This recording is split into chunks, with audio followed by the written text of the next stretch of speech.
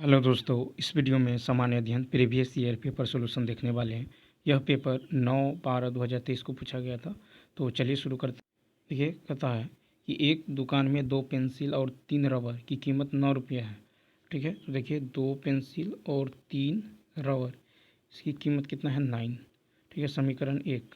फिर कहता है कि 4 पेंसिल और 6 रबर, तो 4 पेंसिल और 6 रबर और इसकी जो कीमत है कितना है 18।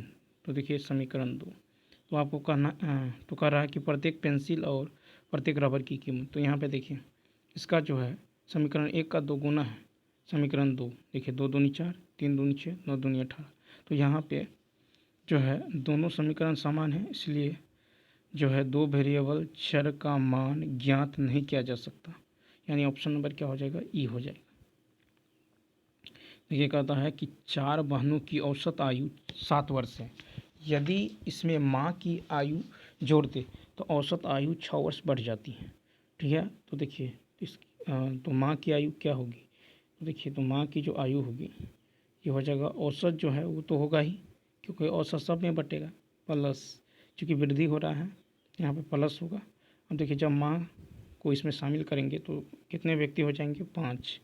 तो टोटल कितना का वृद्धि होगा, तो 5 गुने 6 यानी 7 + 30 यानी कितना का वृद्धि होगा, तो 37 का। Option number A, option number A. यानी तो आप ऐसे बना लीजिए, देखिए जब माँ आएगी तो 5 व्यक्ति हो जाएगा, औसत आयु 6 वर्ष का वृद्धि हो रहा है। ठीक है, तो औसत में 6 वर्ष का कितनी वृद्धि, तो यहाँ पे हो जाएगा 7। ठीक है, 7 + 6 यानी 13, 13 पंचे 65। ठीक है, और 4 की औसत है कितना 7, तो 7 चौक 28, इसमें से घटा लीजिए। 15 में से 8 गया 7 और 5 में से 2 गया 3, 37। नेक्स्ट कहता है कि 121 वर्ग मीटर आधार क्षेत्रफल और 23 मीटर ऊंचाई वाले लंब प्रिज्म का आयतन। तो देखिए लंब प्रिज्म का जो आयतन होगा वो होगा आधार का क्षेत्रफल। ठीक है, आधार का क्षेत्रफल गुना में ऊंचाई। तो आधार का क्षेत्रफल है 121, ऊंचाई है 23, गुना कीजिए, ये आ जाएगा कितना 2783 घन मीटर। Option number B. कहता है कि 1 से 50 के बीच कितनी अभाज्य संख्या है। तो ध्यान दीजिए 1 से 50 के बीच 15 अभाज्य संख्या है। 51 से 100 के बीच 10 अभाज्य संख्या है। 1 से 100 के बीच 25 अभाज्य संख्या। तो याद रखिएगा 1 से 50 के बीच 15 अभाज्य संख्या। Option number B. नेक्स्ट, अब यहाँ पे देखिए दशमलव की यदि बात करें तो दोनों समान डिजिट के बाद है, तो यहाँ से डेसिमल का तो कोई बात ही नहीं है। अब इसको काट लीजिए, यानी तो आप क्या कीजिए, ऑप्शन से चलिए। देखिए 1225 जो है ये 35 का स्क्वायर है और 73 का स्क्वायर होता है 5329। ऑप्शन नंबर ए हो जाएगा, ऑप्शन नंबर ए हो जाएगा। नेक्स्ट पता, यदि एक्स वाई इसका मान निकालना है तो क्या लिख सकते हैं, 5th रूट ऑफ 5 के पावर 5 इंटू ये हो जाएगा एक्स स्क्वायर के पावर 5। ठीक है, 5 के पावर 5 और जेड स्क्वायर के पावर 5। ठीक, तो 5th रूट है तो यहाँ से 5 निकल जाएगा, एक्स स्क्वायर निकल जाएगा, वाई निकल जाएगा, जेड स्क्वायर निकल जाएगा। ऑप्शन नंबर ए हो जाएगा। अब देखिए टेन थीटा को क्या लिख सकते हैं, साइन थीटा अपॉन में कॉस थीटा। ये हो जाएगा 4/5, यानी साइन का मान 4, कॉस का मान 5। तो रखिए यहाँ पे 4, यहाँ पे 5, यहाँ पे 4, यहाँ पे 5। तो होगा 12 + 10, नीचे में हो जाएगा 12 - 10, सॉरी यहाँ पे 3 है। देखिए यहाँ पे 4/3 हो जाएगा। तो sine theta by cos theta हो जाएगा 4/3। यहाँ पे 4, यहाँ पे 3, यहाँ पे 4, यहाँ पे 3, कितना होगा 12 + 6, नीचे में 12 - 6 यानी 18/6 कट के कितना होगा 3 हो जाएगा, यानी 37 का हो जाएगा। ऑप्शन नंबर ई हो जाएगा। ठीक है, ऑप्शन नंबर ई।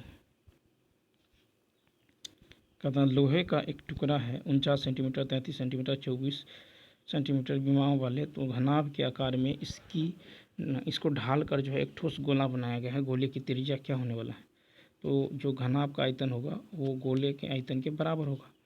तो घनाभ का आयतन जो है 49, ठीक है, 31 और 24, यही बराबर होगा गोला का। तो 4/3, पाई का मान 22/7 और r³ ठीक।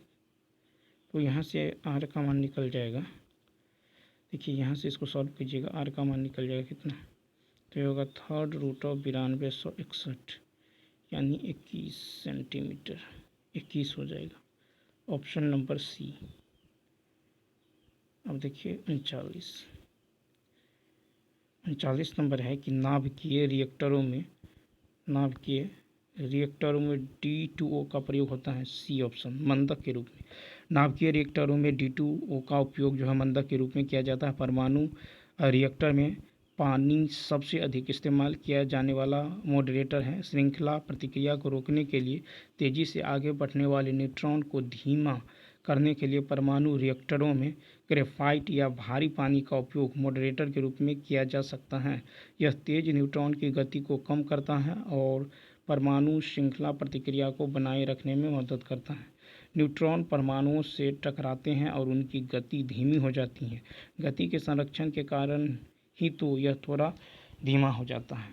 फिर है कि मॉडरेटर रिएक्टरों की मॉडल रिएक्टरों को थर्मल रिएक्टर कहा जाता है। थर्मल रिएक्टरों में थर्मल शब्द इंगित करता है कि सबसे अधिक विखंडन पैदा करने वाले न्यूट्रॉन अपने आसपास के परमाणुओं के साथ जो है थर्मल संतुलन में रहता है। थर्मल रिएक्टर जो है केवल यह कहने का एक तकनीक है कि परमाणु रिएक्टरों में धीमे न्यूट्रॉन होते हैं जो एक मॉडरेटर द्वारा धीमे हो जाते हैं। फिर आमतौर पर ये उपयोग किए जाने वाले मॉडरेटर में नियमित जल, ठोस ग्रेफाइट, भारी पानी शामिल है, ठीक है। फिर है कि सबसे आम परमाणु ईंधन जो है रेडियोधर्मी धातुएं यूरेनियम 235 और प्लूटोनियम 239 हैं। फिर क्या है, लैक्टियल जो है निम्नलिखित में से किससे संबंधित होता है। सी ऑप्शन, वसा अवशोषण। तो देखिए लैक्टियल वसा अवशोषण से संबंधित होता है। लैक्टियल्स लसिका कोशिकाएं जो छोटी आंत के विली में पाई जाती हैं, इनका मुख्य कार्य जो है छोटी आंत से फैटी एसिड और ग्लिसरॉल को अवशोषण करना है। लैक्टियल्स बचे हुए वसा को अवशोषित करते हैं और उन्हें अन्य पदार्थों के साथ मिलाकर जो है काइलोमाइक्रोन बनाते हैं। ये काइलोमाइक्रोन लैक्टियल्स में लसिका के साथ मिलकर एक दूधिया सफ़ेद पदार्थ बनाते हैं जिसे चाइल कहा जाता है। लैक्टियल्स की वाहिकाएं चाइल की वक्षीय जो है वाहिनी तक ले जाती हैं, जो फिर चाइल को रक्त प्रवाह में भेज देता है। वसा के लैक्टियल्स में जाने से पहले यकृत से पीत एंजाइम लाइपेज की क्रिया के लिए यह छोटी बूंदों में वसा का पाइसीकरण जो है करता है। नेक्स्ट है प्रकाश संश्लेषण के अध्ययन से संबंधित वनस्पति विज्ञान की शाखा। तो ये हो जाएगा आपको ऑप्शन नंबर सी यानी पादप कायिकी। प्रकाश संश्लेषण के अध्ययन से संबंधित वनस्पति विज्ञान की शाखा पादप कायिकी है। प्रकाश संश्लेषण वह प्रक्रिया है जिसका उपयोग पौधे, शैवाल और कुछ बैक्टीरिया सूर्य के प्रकाश, कार्बन डाइऑक्साइड और पानी को चीनी और ऑक्सीजन में बदलने के लिए करते हैं। यह प्रक्रिया जो है रासायनिक रूप से कार्बन डाइऑक्साइड CO2 और पानी को भोजन यानी शर्करा और ऑक्सीजन में परिवर्तित करती हैं। यह जो है रासायनिक प्रतिक्रिया क्लोरोफिल नामक वर्णक पर निर्भर करती हैं जो पौधों को हरा रंग देता है। प्रकाश संश्लेषण ही वह कारण है जिसके कारण हमारा ग्रह जो ऑक्सीजन युक्त वातावरण से ढका हुआ है। प्रकाश संश्लेषण दो प्रकार के होते हैं, एक तो ऑक्सीजनिक होता है और एक जो एनऑक्सीजनिक। वे दोनों बहुत समान सिद्धांतों का पालन करते हैं, लेकिन पहला सबसे आम है और पौधा, शैवाल और साइनोबैक्टीरिया में देखा जाता है। ऑक्सीजन युक्त प्रकाश संश्लेषण के दौरान प्रकाश ऊर्जा कार्बोहाइड्रेट का उत्पादन करने के लिए पौधों की जड़ों द्वारा लिए गए पानी से इलेक्ट्रॉनों और CO2 में जो स्थानांतरित करती हैं। ऑक्सीजन युक्त प्रकाश संश्लेषण के दौरान CO2 का अपचयन हो जाता है या यह इलेक्ट्रॉन प्राप्त करता है और पानी जो ऑक्सीकृत हो जाता है। या जो है यह इलेक्ट्रॉन त्याग देता है। कहता है कि इस प्रक्रिया में कार्बोहाइड्रेट के साथ ऑक्सीजन का उत्पादन होता है। ऑक्सीजन प्रकाश संश्लेषण समीकरण को यदि देखें तो 6CO2 + 12H2O, ठीक है। यहाँ पे प्रकाश ऊर्जा सूर्य प्रकाश ये हो जाएगा C6H12O6 + 6O2 + 6H2O, Surya Prakash chlorophyll, ठीक है। अब देखिए एनो ऑक्सीजेनिक प्रकाश संश्लेषण इलेक्ट्रॉनों दाताओं का उपयोग करता है जिसमें जल नहीं होता है। यह प्रक्रिया ऑक्सीजन उत्पन्न नहीं करती। यह प्रक्रिया आमतौर पर हरे या सल्फर बैक्टीरिया और फोटोट्रॉफिक बैगनी बैक्टीरिया जैसे बैक्टीरिया में होती हैं। पारिस्थितिकी जीवित जीवों और उनके भौतिक पर्यावरण के बीच संबंध का अध्ययन है। यह व्यक्तिगत जनसंख्या, समुदाय, पारिस्थितिकी तंत्र और जैवमंडल स्तर पर जो है जीवों पर विचार करता है। नेक्स्ट कहता है एक पीढ़ी से दूसरे पीढ़ी में वंशागति के अध्ययन को कहते हैं अनुवांशिकी। तो एक पीढ़ी से दूसरे पीढ़ी में वंशागति के अध्ययन को अनुवांशिकी कहते हैं। अनुवांशिकी यानी जीव विज्ञान का एक क्षेत्र आनुवंशिकता का अध्ययन किया जाता है या यह वास्तव में जीवित जीवों की उनकी विशेषताओं का अध्ययन करवाता है जो एक पीढ़ी से दूसरे पीढ़ी में प्रसारित होती हैं।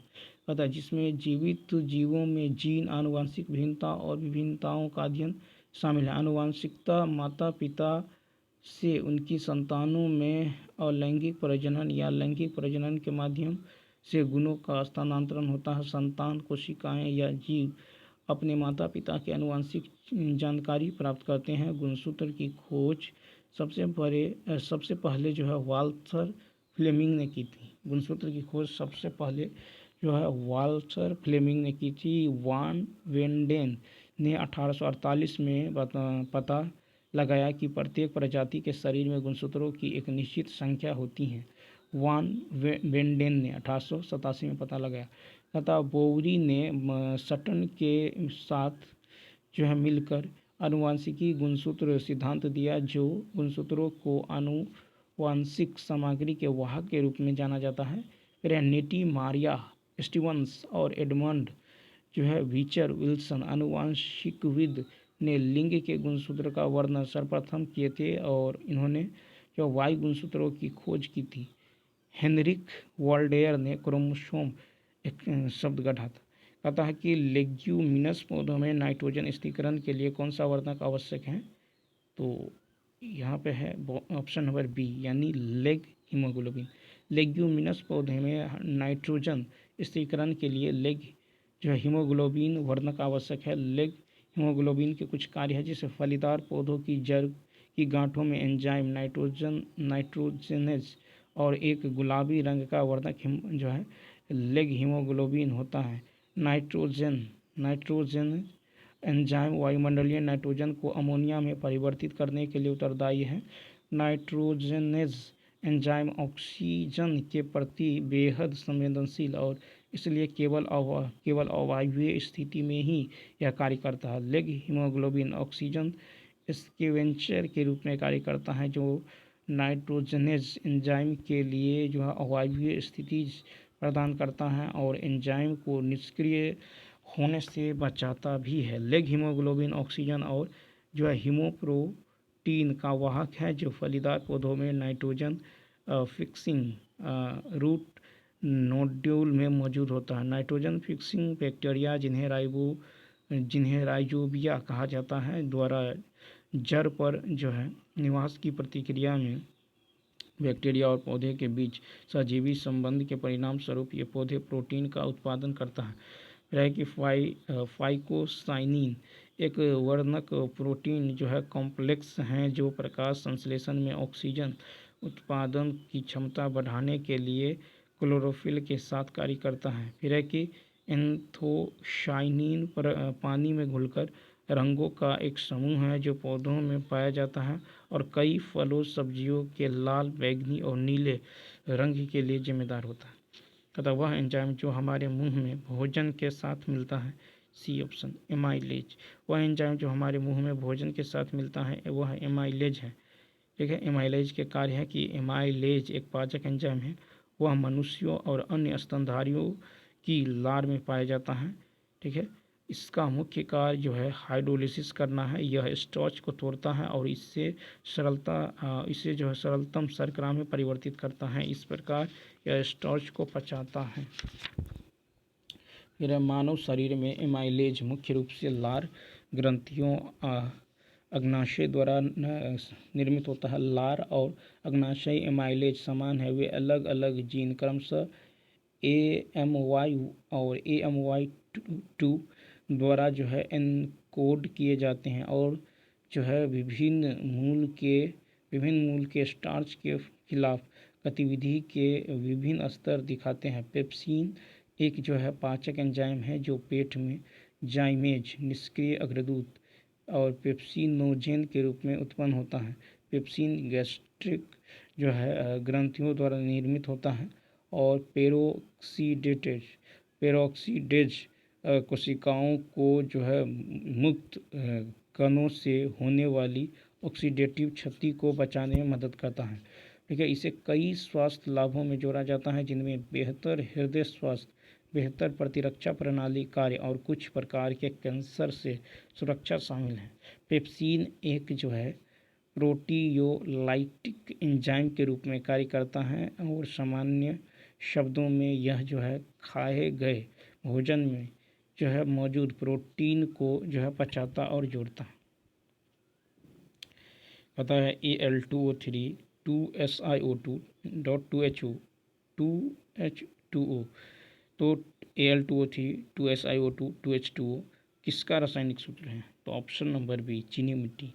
Al2O3 2SiO2 2H2O चीनी मिट्टी का रासायनिक सूत्र है। जब एल्युमिनियम सिलिकेट के हाइड्रेटेड किया जाता है तो यह जो है काओलिन देता है। काओलिन एक मिट्टी का खनिज है। इसका रासायनिक सूत्र Al2O3 2SiO2 2H2O है। चीनी मिट्टी के बर्तन का उत्पादन करने के लिए काओलिन को उच्च तापमान के जो है अधीन किया जाता है।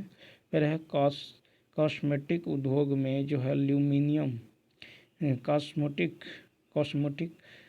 जो है उद्योग में एल्यूमिनियम सिलिकेट का उपयोग जो है फेस मास्क, फेस पाउडर और लोशन के निर्माण में किया जाता है। ऐसा इसलिए क्योंकि एल्यूमिनियम सिलिकेट में तेल के लिए उच्च अवशोषण क्षमता होती है।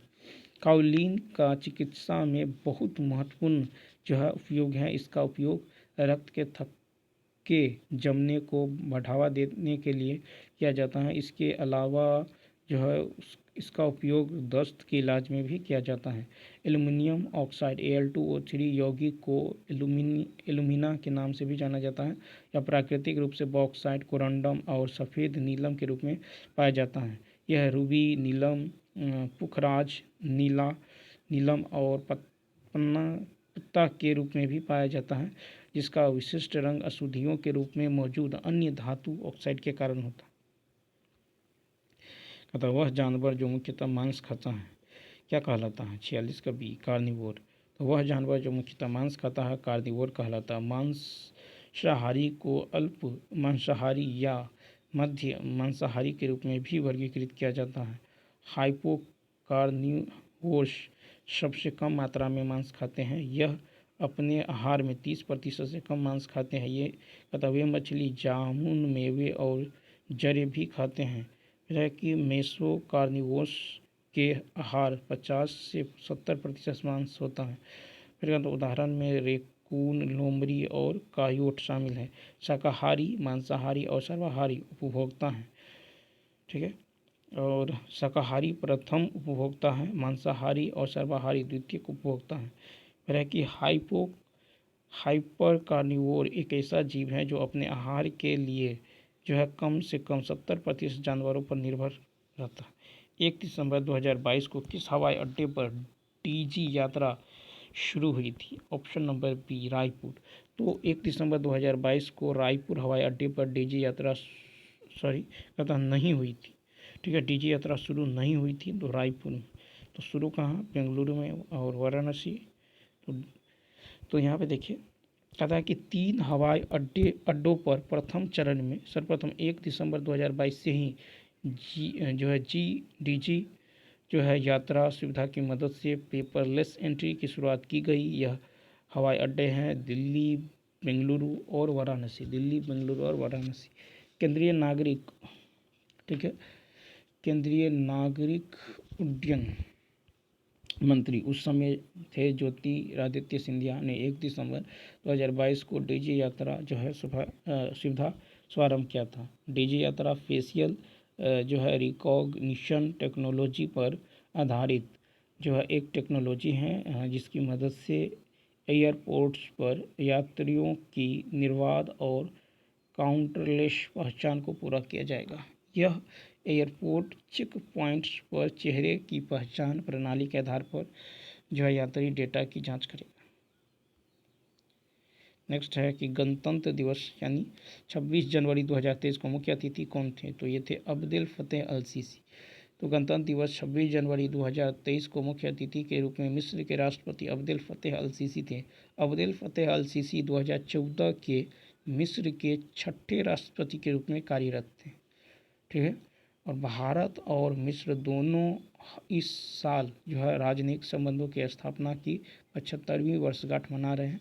साल 2022-23 में भारत की G20 की अध्यक्षता के दौरान मिस्र को अतिथि देश के रूप में आमंत्रित किया गया। भारत के अन्य अतिथि देशों में शामिल थे Netherlands, Singapore, Spain, UAE, Oman, Bangladesh, Mauritius और नाइजीरिया। काहिरा मिस्र की राजधानी और सबसे बड़ा शहर है। भारत के गणतंत्र दिवस 2024 में मुख्य अतिथि फ्रांस के राष्ट्रपति इमैनुअल मैक्रोन। कथा कि 5वां यूरोपीय भारत संघ प्रतियोगिता सप्ताह 2022 कहाँ आयोजित किया गया है? सी, नई दिल्ली। तो 5वां यूरोपीय संघ भारत प्रतियोगिता सप्ताह 2022 का आयोजन नई दिल्ली में किया गया था। यूरोपीय संघ भारत प्रतियोगिता सप्ताह के 5वें संस्करण का उद्घाटन संगीता वर्मा, ठीक है, कार्यवाहक अध्यक्ष CCI और शिम्पो नुस्मी, भारत और भूटान में यूरोपीय संघ के प्रतिनिधि मंडल के उप जो है प्रमुख द्वारा किया गया था। प्रतियोगिता सप्ताह 5 से 7 दिसंबर 2022 के दौरान आयोजित किया गया। सूर्य का अध्ययन करने के लिए 2 सितंबर 2023 को जो लॉन्च किए गए इसरो के आदित्य L1 मिशन के परियोजना जो है निर्देशक कौन थे? तो सी ऑप्शन, निगार साजी। तो सूर्य का अध्ययन करने के लिए 2 सितंबर 2023 को लॉन्च किए गए इसरो के आदित्य L1 मिशन के परियोजना निदेशक निगार साजी थे। फिर है कि आदित्य L1 मिशन योजना का उद्देश्य है कि आदित्य L1 सूर्य के कोरोना, सूर्य के प्रकाश मंडल, क्रोमोस्फीयर और सौर उत्सर्जन, सौर तूफानों और प्रज्वाल यानी सोलर फ्लेयर तथा कोरोनल मास इंजेक्शन का अध्ययन करेगा और पूरे समय सूर्य की इमेजिंग करेगा। कहता है यह मिशन इसरो द्वारा L1 कक्षा में लॉन्च किया जाएगा जो पृथ्वी से लगभग 1.5 मिलियन किलोमीटर दूर है। आदित्य L1 इस कक्षा से लगातार सूर्य का अवलोकन जो है कर सकता है। फिर है कि आदित्य L1 के साथ 7 पेलोड इस प्रकार हैं कि VELC, उसके बाद एक है आपको SUIT, SOLEX और HEL, फिर है 10S, ठीक है, फिर है आपको ASPEX और PAPA और उन्नत त्रिअक्षीय जो है उच्च रिजोल्यूशन डिजिटल मैग्नेटोमीटर है। यह मिशन सूर्य का विस्तृत अध्ययन करने वाला भारतीय मिशन है और यह पृथ्वी पर सूर्य के प्रभाव के बारे में बहुमूल्य जानकारी प्रदान करेगा। क्या नंबर देखिए, अतः संयुक्त राज्य अमेरिका में वह कौन सा राज्य है जिसमें विधायिका पहला राज्य बन गया है जिसने दक्षिण एशियाई मूल के लोगों के लिए जाति के आधार पर भेदभाव को गैर कानूनी घोषित करने के लिए मतदान किया है, जिनका आरोप है कि उन्हें रोजगार और आवास में निष्पक्षता के लिए पारंपरिक अमेरिकी सुरक्षा उपायों से बाहर रखा गया। तो ये हो जाएगा आपको कैलिफोर्निया। ठीक है, तो तो संयुक्त राज्य अमेरिका में कैलिफोर्निया राज्य विधायी का पहला राज्य बन गया है जिसने दक्षिण एशियाई मूल के लोगों के लिए जाति के आधार पर भेदभाव को गैर कानूनी घोषित करने के लिए मतदान किया है, जिनका आरोप है कि उन्हें रोजगार और आवास में निष्पक्षता के लिए जो पारंपरिक अमेरिकी सुरक्षा उपायों से बाहर रखा गया है। अगस्त 2023 में बिल SB 403 पारित होने के बाद कैलिफोर्निया अमेरिका में जाति आधारित भेदभाव को गैर कानूनी घोषित करने वाला पहला राज्य बन गया।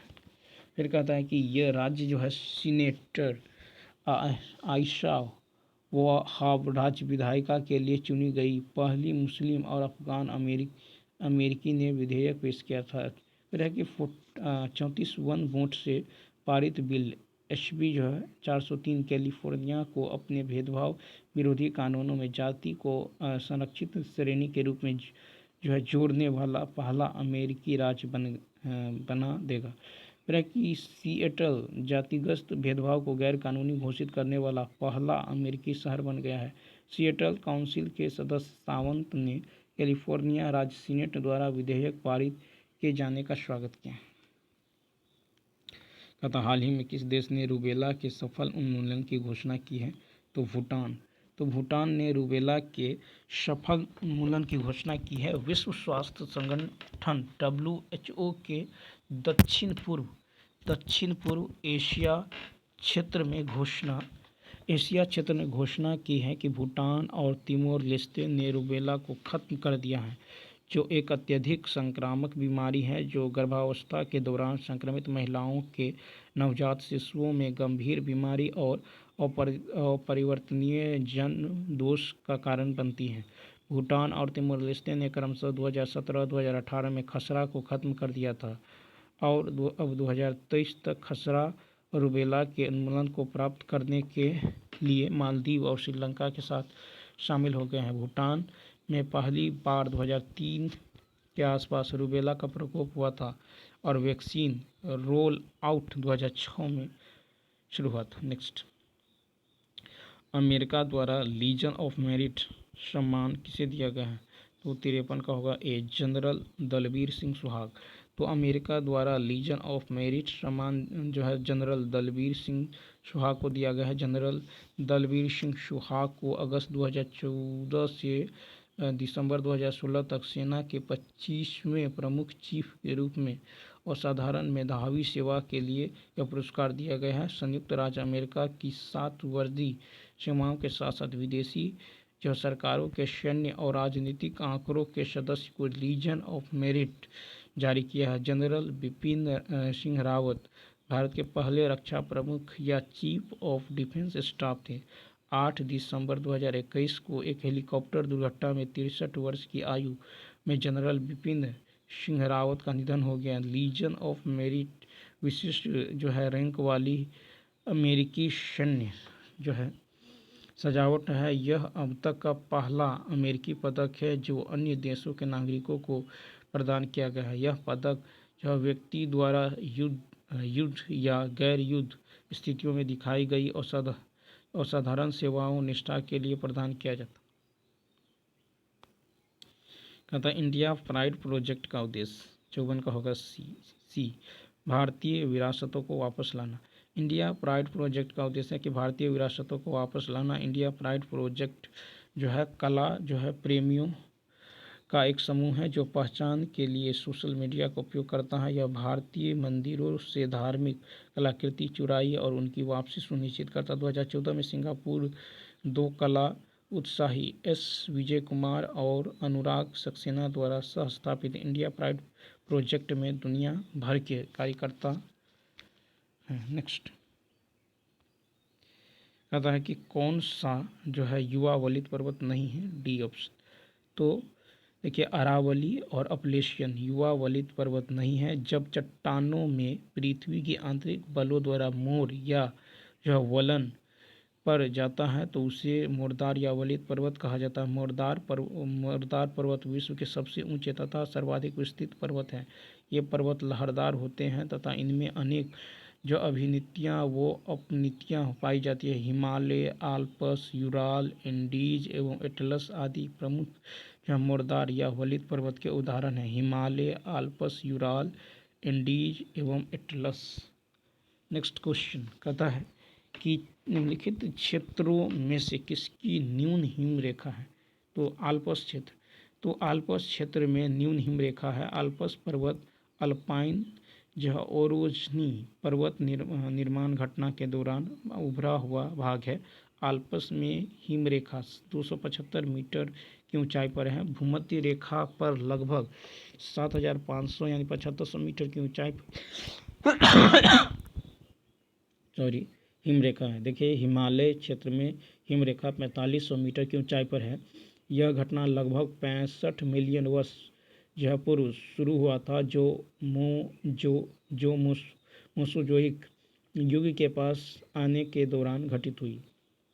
आल्प्स जो ऊबड़ खाबड़ और ऊंचे शंक्वाकार चोटियों से निर्मित एक युवा वलित पर्वत श्रृंखला है।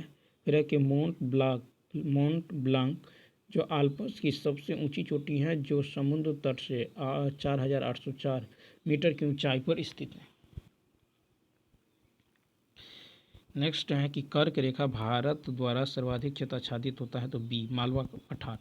कर्क रेखा द्वारा सर्वाधिक क्षेत्र जो है आच्छादित मालवा पठार का है। मालवा का पठार मध्य भारत के पठार और उत्तर में बुंदेलखंड उच्च भूमि, पूर्व और दक्षिण में विंध्य श्रेणी और पश्चिम में गुजरात के मैदानों से घिरा है। यह पठार मध्य प्रदेश के आगर, देवास, धार, इंदौर, झाबुआ, मंदसौर, नीमच, राजगढ़, रतलाम, शाजापुर और उज्जैन, गुना और सीहोर जिले और झारखंड जिले और राजस्थान के कोटा बांसवाड़ा और प्रतापगढ़ के कुछ हिस्सों तक फैला हुआ है। इस पठार का निर्माण 60 से 68 मिलियन वर्ष पूर्व हुआ था। यहाँ की प्रमुख नदियाँ चंबल हैं और छोटा नागपुर के पठार में झारखंड, उड़ीसा, पश्चिम बंगाल और छत्तीसगढ़ के कुछ हिस्से शामिल हैं। छोटा नागपुर के पठार की ऊंचाई लगभग 4430 मीटर है। छोटा नागपुर पठार का क्षेत्र जो बॉक्साइट लौह अयस्क आदि जैसे संसाधनों से संबद्ध है। कहता है कि कांटेदार जंगल नहीं पाए जाते। सी ऑप्शन तमिलनाडु में। कांटेदार जंगल तमिलनाडु में नहीं पाए जाते हैं। ये वन जो है गुजरात से लेकर राजस्थान व पंजाब के उन भागों से मिलते हैं जहां वार्षिक वर्षा 70 सेंटीमीटर से कम होती है। ये वन मध्य प्रदेश के इंदौर से जो है आंध्र प्रदेश के कुर्नूल तक ये पठार के जो है मध्य भाग में जो है अर्धचंद्राकार पेटी से मिलते हैं। इस वन की प्रमुख वनस्पतियाँ जो है बबूल, खेर, खजूर, नागफनी, कैक्टस आदि हैं। इस प्रकार की वनस्पति जो शुष्क क्षेत्रों में पाई जाती हैं। पानी की कमी को दूर करने के लिए जो है पत्तियाँ कांटे के रूप में होती हैं। इस प्रकार के जंगल राजस्थान, पंजाब, हरियाणा, पश्चिमी घाट और गुजरात के पूर्वी ढालों में पाए जाते हैं। कहता है किस राज्य में सबसे अधिक लेटेराइट मिट्टी है? तो सी मेघालय। तो देखिए सबसे अधिक लेटेराइट मिट्टी मेघालय राज्य में है और लेटेराइट मिट्टी की उत्पत्ति 200 सेंटीमीटर या उससे अधिक वर्षा वाले क्षेत्रों में या चूना व सिलिका के निश्चालन में हुई है। लेटेराइट मिट्टी का स्वरूप ईंट जैसे होता है। भीगने पर ये कोमल तथा सूखने पर कठोर व कंटीली की हो जाती है। लेटेराइट मिट्टी का लाल रंग लौह ऑक्साइड की उपस्थिति के कारण होती है। लेटेराइट मिट्टी में लौह जो ऑक्साइड और एल्युमिनियम ऑक्साइड की प्रचुरता होती है, परंतु नाइट्रोजन, फास्फोरिक अम्ल, पोटाश, चूना और कार्बोनिक तत्वों की कमी मिलती है। लेटेराइट मिट्टियाँ जो है सह्याद्री, पूर्वी घाट, राजमहल पहाड़ी, सतपुरा, असम तथा मेघालय की पहाड़ियों के जो शिखरों में मिलती हैं। लेटेराइट मिट्टियाँ सामान्यतः जो है झाड़ एवं चारागाह का क्षेत्र है, परंतु उर्वरक के प्रयोग से चाय, रागी एवं काजू आदि की उपज संभव है। लेटेराइट मिट्टी मूल्यवान भवन निर्माण सामग्री प्रदान करती है और नारियल, चाय, कॉफ़ी जो है अरेका नट, रबर आदि जैसी फसलों के उत्पादन के लिए प्रमुख है। नेक्स्ट क्वेश्चन कहता उस देश का नाम बताएं जो पहले G21 की मेजबानी करेगा। C option Brazil. तो सबसे पहले G21 की मेज़बानी ब्राज़ील करेगा। 18वां G20 शिखर सम्मेलन का आयोजन भारत के नई दिल्ली में किया गया। इस सम्मेलन का मुख्य विषय था वसुधैव कुटुंबकम या one earth one family one future. Bharat की मेज़बानी में आयोजित सम्मेलन में प्रधानमंत्री नरेंद्र मोदी ने घोषणा किया कि अफ्रीकी यूनियन G20 का नया सदस्य देश के रूप में शामिल हुआ। फिर कहा था कि 55 देशों के समूह अफ्रीकन यूनियन को G20 में शामिल सर्वसम्मति से किया गया है। अफ्रीकन यूनियन के शामिल होने के बाद इस समूह का नाम बदलकर G21 होने की उम्मीद है। अफ्रीकी यूनियन कुल 55 देशों का समूह है जिसकी GDP 18.81 हज़ार करोड़ रुपए है। अगले साल 2024 में ब्राज़ील की अध्यक्षता में होने वाले G20 सम्मेलन में यह पूर्ण सदस्य के तौर पर शामिल होगा। हवा में नमी मापने के लिए किस उपकरण का उपयोग किया जाता है? C option, hygrometer. तो हवा में नमी मापने के लिए हाइग्रोमीटर उपकरण का उपयोग किया जाता है। हवा में नमी मापने के लिए हाइग्रोमीटर जो है उपकरण का उपयोग किया जाता है। फिर कहता है कि एमीटर जो है, एमीटर उपकरण द्वारा विद्युत धारा की तीव्रता मापी जाती है। ठीक है। और एनीमोमीटर जो है यह हवा की गति और बल की गणना करता है। ऑडियोमीटर जो है यह ध्वनि की तीव्रता को मापता है। ऑडोफोन इसका उपयोग सुनने की अपूर्ण भावना को जो है सुधारने के लिए किया जाता है। और बोलोमीटर यह ऊष्मा विकिरण को मापता है। कैलोरीमीटर इसका उपयोग जो है यह मापने के लिए किया जाता है कि कोई सामग्री कितनी गर्मी उत्सर्जित या अवशोषित करती है। इसका उपयोग जो है थर्मोडायनामिक्स और रसायन विज्ञान में किया जाता है। फिर है कि कैर्ब्यूरेटर इसका उपयोग जो है आंतरिक दहन इंजन में पेट्रोल वाष्प के साथ जो है हवा को चार्ज करने के लिए किया जाता है। और कार्डियोग्राम यह हृदय की गति को ट्रैक करता है क्योंकि इसे कार्डियोग्राफ पर कैद किया जाता है। फिर कम्यूटेटर तो डायनेमो में विद्युत धारा की दिशा बदलने या हटाने के लिए एक उपकरण का उपयोग प्रत्यावर्ती धारा को दिष्ट धारा में परिवर्तित करने के लिए किया जाता है। फिर है किस्कोग्राफ यह पौधों में वृद्धि को मापता है। साइक्लोट्रॉन तो यह एक आवेशित कण त्वरक है जो अवशेषित कणों की ऊर्जा को बढ़ाने में सक्षम है। डायनेमो इसके द्वारा यांत्रिक ऊर्जा को विद्युत ऊर्जा में परिवर्तित किया जाता है। फिर है यूडीमीटर तो गैस रासायनिक प्रक्रिया में मात्रा परिवर्तन को मापने के लिए उपयोग की जाने वाली एक ग्लास ट्यूब है। फिर है कि थर्मोमीटर यह समुद्र की गहराई की गणना करता है।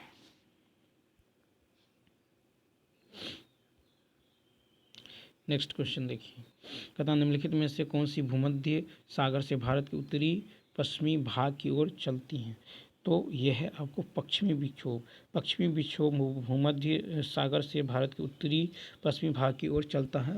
पश्चिमी विक्षोभ जो है प्रायद्वीपीय जो है उप महाद्वीप में जाड़े के मौसम में पश्चिमी तथा उत्तर पश्चिम दिशा में प्रवेश करती हैं। यह भूमध्य सागर पर जो उत्पन्न होते हैं तथा भारत में इनका प्रवेश पश्चिमी जेट जो प्रवाह द्वारा होता है। यह विक्षोभ जो है भारत के उत्तरी तथा उत्तरी पश्चिमी भागों में शीतकालीन वर्षा के लिए जिम्मेदार है।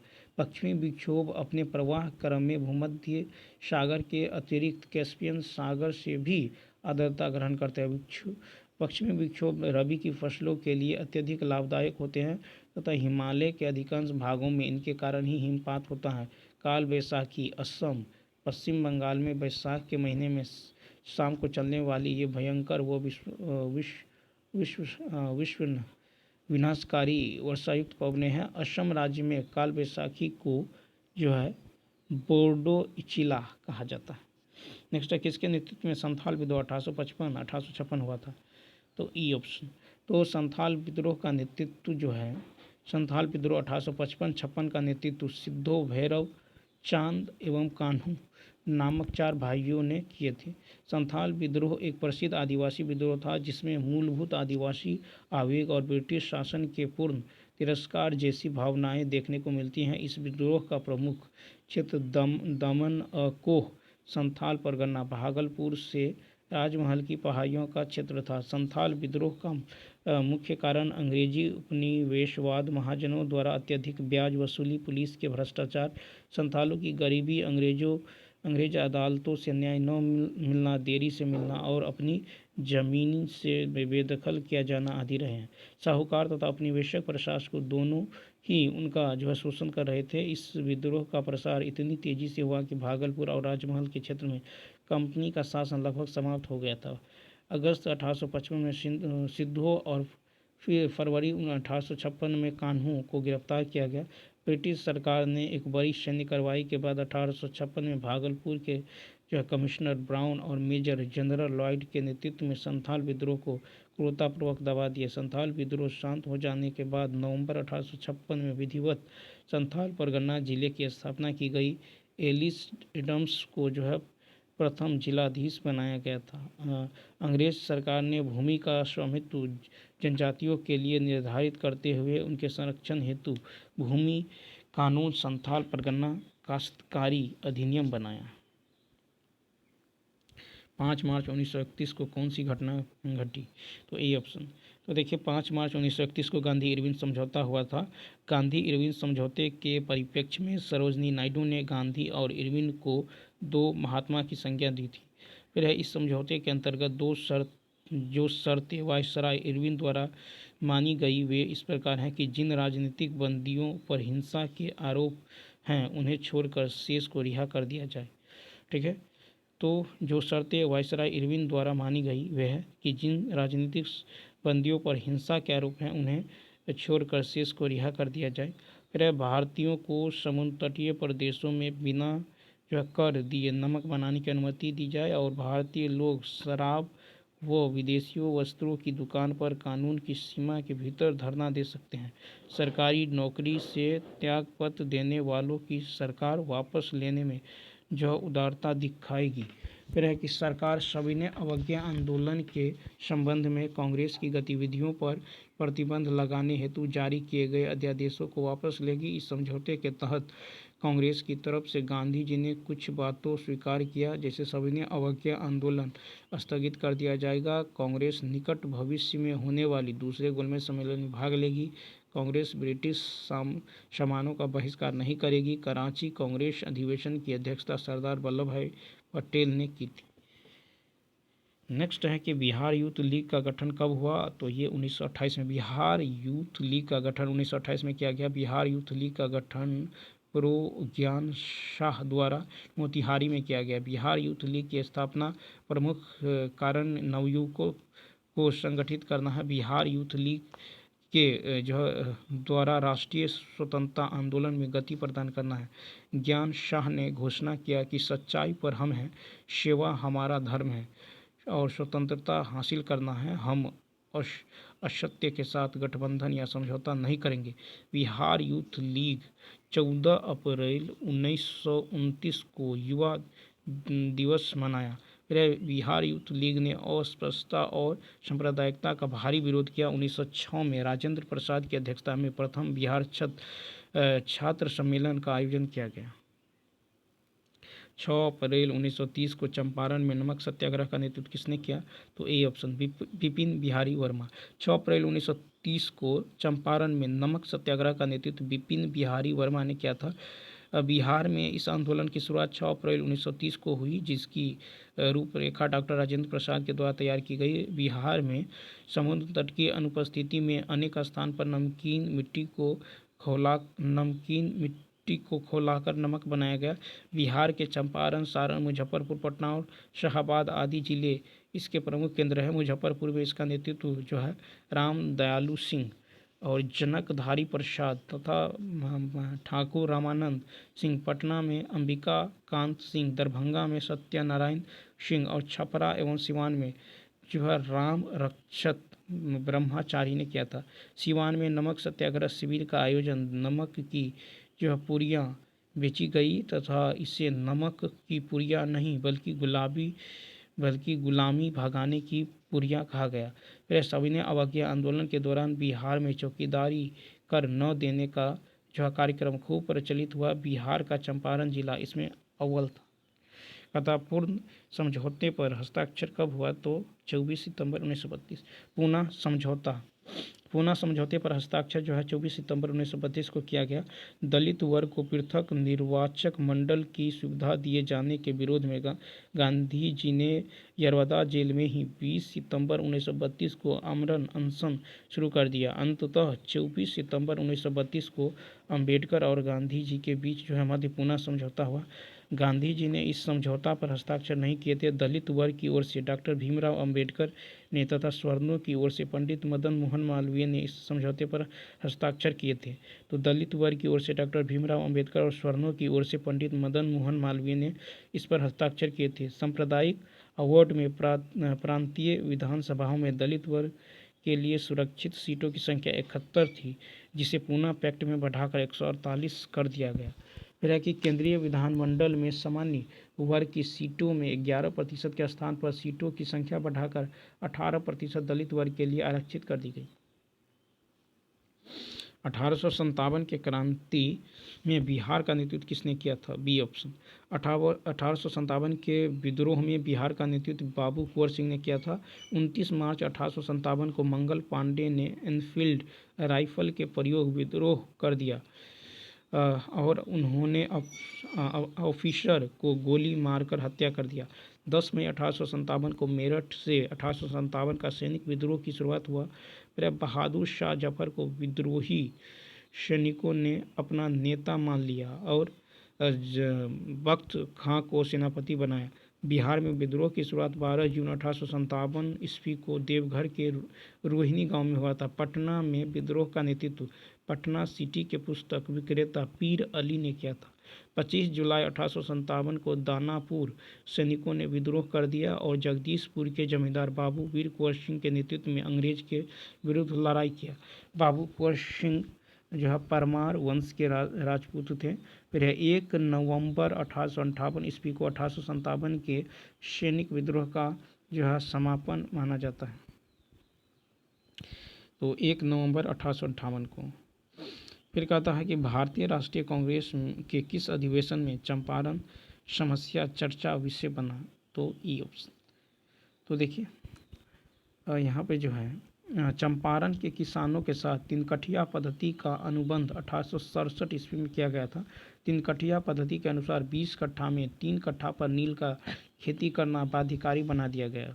बिहारी और प्रताप समाचार पत्र द्वारा नील किसानों की समस्याओं को उठाया गया था। कांग्रेस अधिवेशन 1916 में लखनऊ में अंबिका चरण मजूमदार की अध्यक्षता में हुआ था। इस अधिवेशन में चंपारण के किसान नेता राजकुमार शुक्ल ने गांधी जी से मिलकर चंपारण के किसान समस्याओं को उठाया। अप्रैल 1917 में महात्मा गांधी ने चंपारण नील किसानों की समस्याओं को लेकर जो सत्याग्रह किया। चंपारण जो है कृषक जांच समिति FD स्लाई की अध्यक्षता में बिहार के तत्कालीन जो है ले गवर्नर एडवर्ड गेट बनाने की घोषणा की। चंपारण कृषक जांच समिति के रिपोर्ट पर 1918 में तिनकठिया पद्धति को समाप्त कर दिया। कहता मशहूर नारा इनकलाब जिंदाबाद किसने दिया, सी ऑप्शन। तो मशहूर नारा इनकलाब जिंदाबाद का नारा हसरत मोहानी ने दिया। मौलाना हसरत मोहानी 1921 ईस्वी में इनकलाब जिंदाबाद का प्रसिद्ध नारा दिया। इनकलाब जिंदाबाद का हिंदी अनुवाद है क्रांति अमर है। फिर भगत सिंह ने इनकलाब जिंदाबाद नारा को लोकप्रिय बनाया। मौलाना हजरत मोहानी सर्वप्रथम 1921 के कांग्रेस अधिवेशन में पूर्ण स्वराज का प्रस्ताव लाया था। लाहौर कांग्रेस अधिवेशन 1929 में कांग्रेस ने पूर्ण स्वराज का प्रस्ताव पारित किया। इस अधिवेशन की अध्यक्षता पंडित जवाहरलाल नेहरू ने किया और सरपरोशी की तमन्ना अब हमारे दिल में है कि रचना शायर बिस्मिल अजीमाबादी ने किया था। कहता इस गज़ल को लोकप्रिय राम प्रसाद बिस्मिल ने बनाया। फिर है कि तराना ए हिंद में मोहम्मद इकबाल ने देश प्रेम की गज़ल सारे जहां से अच्छा हिंदुस्तान हमारा की रचना किया था। तो चलिए दोस्तों इस वीडियो में इतना ही। यदि यह वीडियो अच्छा लगा हो तो लाइक शेयर और सब्सक्राइब करना न भूलें। Thanks for